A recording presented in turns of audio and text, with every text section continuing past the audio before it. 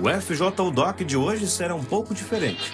Hoje temos uma entrevista muito especial com alguém cuja trajetória de vida é verdadeiramente inspiradora. Alguém que teve uma carreira promissora no futebol, mas decidiu abandonar os campos para seguir um chamado maior. Vamos ouvir sobre a sua infância, os desafios que enfrentou e a transformação que vivenciou ao abraçar a sua fé. Eu deixei de viver meus sonhos no estádio de futebol para realizar os sonhos de Deus aqui no altar.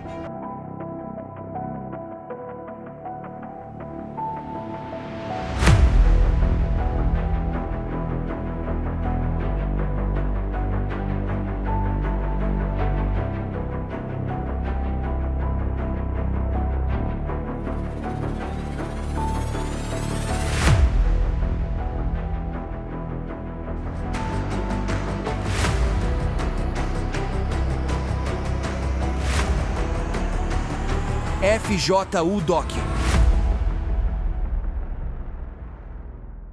Então, a minha infância eu nasci no Rio de Janeiro, né? Fui criado em Padre Miguel, no bairro de Padre Miguel, no Rio de Janeiro.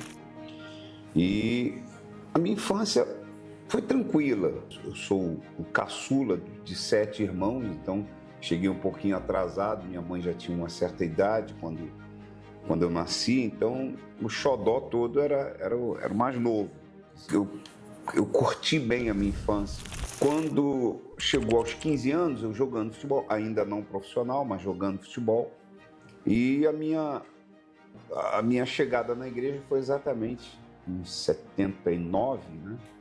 Em 79, quando eu comecei a ter um problema de saúde. Eu perdi a fome,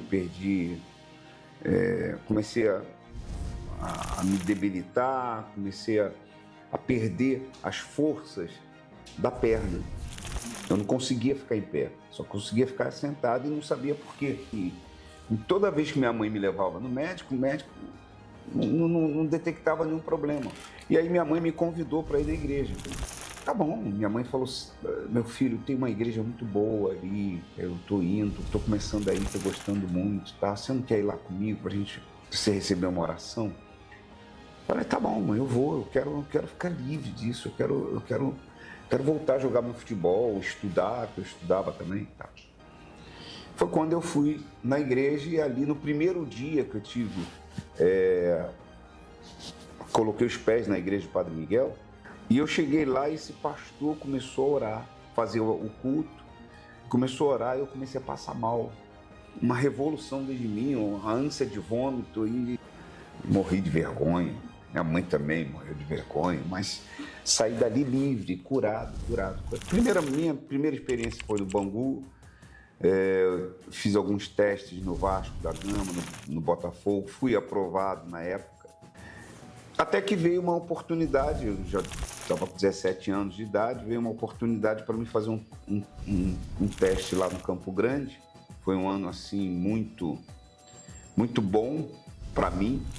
Nós fomos vice-campeões cariocas, né? Fomos vice-campeão carioca e o Serginho já era crente nessa época. O Serginho já era crente, o bispo Sérgio Correia já era crente nessa época, eu não era crente, e eu via a integridade, a serenidade, a sobriedade de Sérgio, né? Eu passei pelo programa da Record e era o bispo, na época era pastor Sérgio Correia. Eu falei, Serginho, rapaz, Serginho. Graças a Deus a tua vida influenciou a minha, hoje eu sou um servo do Senhor.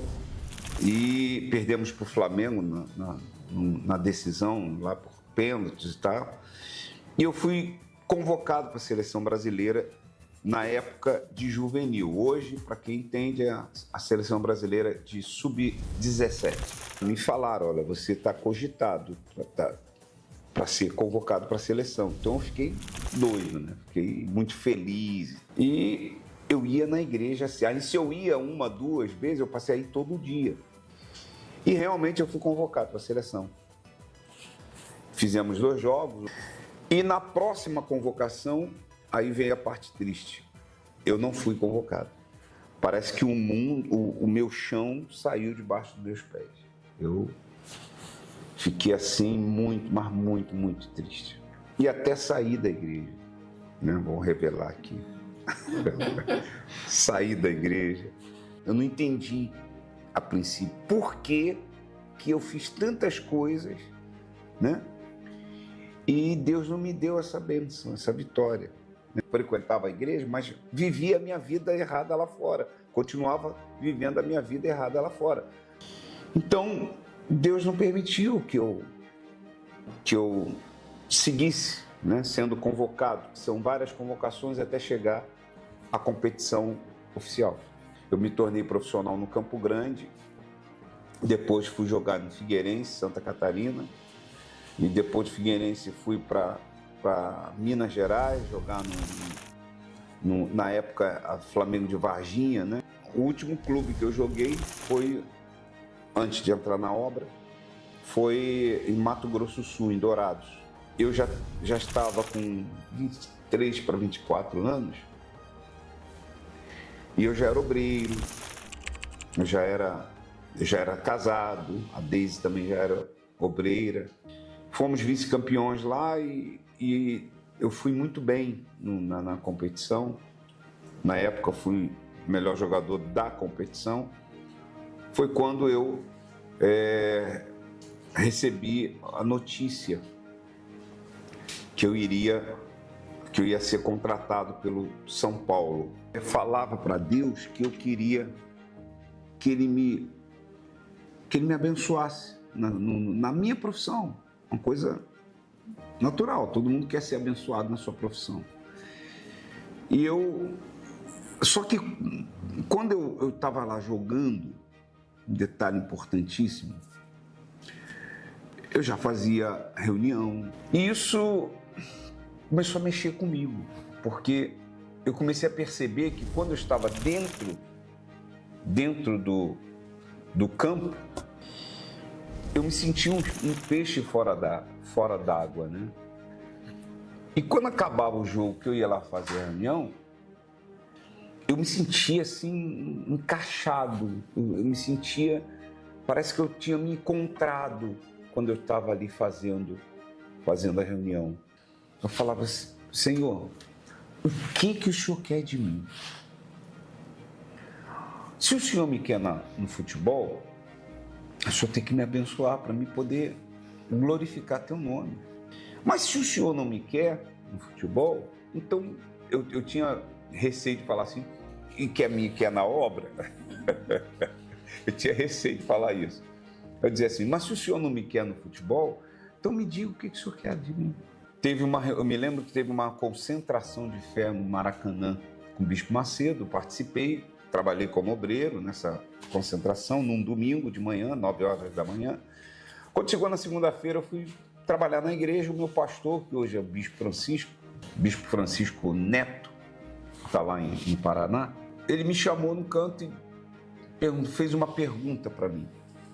Você tem fé? E eu disse, sim, senhor, mas eu não sabia por que a pergunta. Aí ele repetiu, você tem fé para largar o futebol e ganhar almas e servir a Deus no altar, ganhar almas para Jesus? E eu, na hora, assim, sem titubear, sem pensar, sem dizer assim, ó, vou pensar. Na hora eu falei assim, eu tenho. Saí, fui para casa, cheguei em casa, falei com a Deise, falei, olha, eu tomei uma decisão na minha vida. Eu não falei assim, ó, eu vou largar o futebol. Eu falei, larguei o futebol. Eu vou entrar na obra. Vem comigo? E ela disse, ela me fez 4 vezes a mesma pergunta. Você tem certeza do que você está falando? Eu falei, tenho, já estou decidido. E depois das 4 vezes que ela perguntou, ela disse, estamos juntos. Futebol Clube, e também, sendo obreiro da igreja, ele teria que dar uma resposta. Ou seguir a carreira profissional, ou seguir a carreira evangélica. Abrir mão de tudo, andar na contramão do mundo. Hoje eu não preciso nem dizer que a decisão dele foi mais do que acertada. Quando eu soube que eram 4 clubes que estavam me querendo, tudo que eu queria era isso. Eu queria esse movimento, clubes me querendo e tal, e eu vendo negociações, eu queria essas coisas. E aconteceu exatamente na época em que eu decidi largar tudo. Eu liguei para a Deise de lá e comentei, fiz só esse comentário. 4 clubes me querendo aqui, né? Tomei conhecimento agora.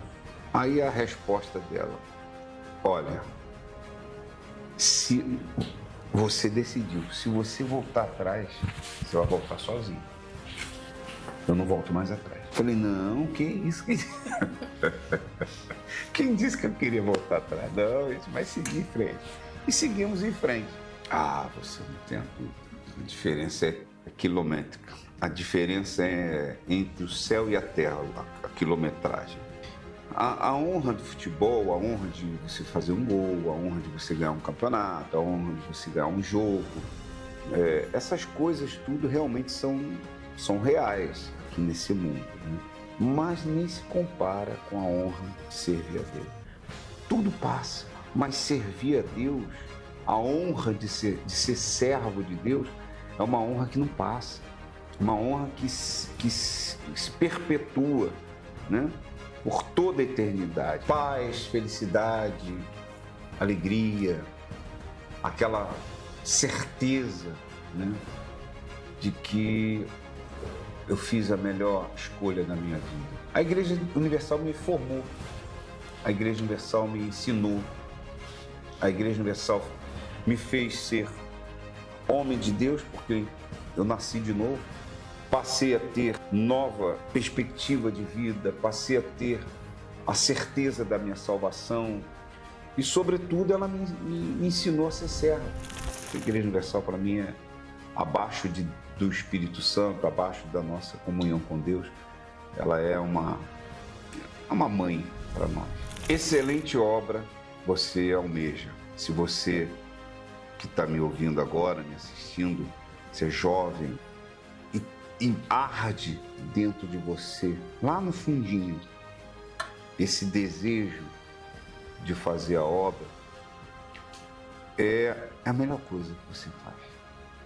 Eu me lembro que a primeira vez que eu peguei no microfone foi no FJU. Teve um evento do Grupo Jovem, eu era muito tímido, eu não sabia se eu pregava, me preocupava do que eu estava falando, ou se eu me preocupava em segurar o microfone, o microfone estava tremendo na minha mão.